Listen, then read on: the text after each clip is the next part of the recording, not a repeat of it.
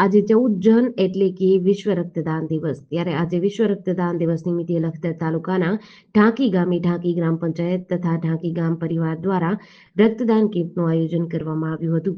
અત્યારે હાલ બ્લડ બેંકોમાં બ્લડની અછત છે. એમાંય થેલેસેમિયાગ્રસ્ત બાળકો તેમજ પ્રસૂતા મહિલાઓને જરૂરી સમયે લોહી મળી શકે તે અત્યંત જરૂરી છે. ત્યારે લખતરના ઢાંકી પ્રાથમિક આરોગ્ય કેન્દ્ર ખાતે ઢાંકી ગ્રામ પંચાયત તથા ગામ પરિવાર દ્વારા રક્તદાન કેમ્પ યોજાયો હતો, જેમાં સરપંચ પ્રભુભાઈ મકવાણા સહિત 49 લોકોએ રક્તદાન કર્યું હતું.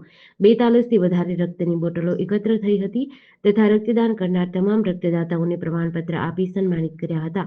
સાથે જ Cu Shah medical college and hospital staff દ્વારા ઢાંકી ગ્રામ પંચાયત તથા ગ્રામજનોનો આભાર વ્યક્ત કર્યો હતો.